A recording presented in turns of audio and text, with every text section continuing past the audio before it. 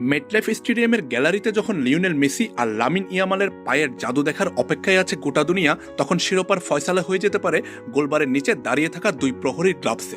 রবিবারের বিশ্বকাপ ফাইনালে আর্জেন্টিনার গোলরক্ষক এমিলিয়ানো মার্টিনেজ আর স্পেনের উনাই সিমন যেন সময়ের এক অনন্য মহারণের গল্প লিখতেই মুখিয়ে আছেন। একজনের রক্তে উন্মাদনার পারদ, অন্যজন যেন শান্ত সমুদ্রের প্রতিচ্ছবি। আর্জেন্টিনার এমি মার্টিনেজ মানেই মাঠের ভেতর এক অটল পর্বত। 2022 বিশ্বকাপের অতিরিক্ত সময়ের সেই অবিশ্বাস্য সেভ আর স্নায়ুযুদ্ধে প্রতিপক্ষকে ভরকে দেওয়ার কারিগরি দেখাতে তিনি সিদ্ধহস্ত। সেন্সিটিভিটি আমার নাই, আছে হোয়াইট প্লাস প্রো সেন্সিটিভ। দাঁতের সেন্সিটিভিটি ভুলে খান মন খুলে। চাপের সময় তিনি থাকেন নির্বিকার, হৃদয়ে থাকে আগ্রাসনের মন্ত্র।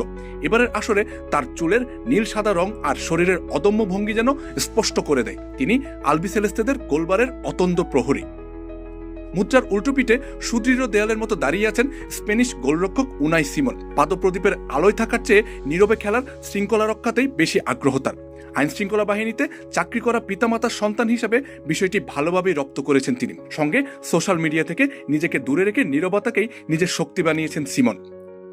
এবারের আসরে কোয়ার্টার ফাইনালের আগ পর্যন্ত সিমন ছিলেন দুর্ভেদ্য এক দেওয়াল।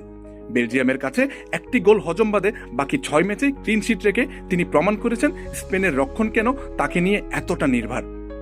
নিউ জার্সিতে আসন্ন লড়াইটা তাই শুধু দুটি দেশের নয়, দুই গোলরক্ষকের ভিন্ন দর্শনেরও। এমিলিয়ানো কি পারবেন আবার আর্জেন্টাইনদের স্বপ্নের ট্রফি এনে দিতে, নাকি উনাই সিমনের গ্লাভসেই লা রোজারা ফিরে পাবে 16 বছরের আগের হারানো বিশ্বজয়ের মুকুট? ফুটবল বিধাতার 90 মিনিটের রোমাঞ্চকর স্ক্রিপ্টেই আছে উত্তর।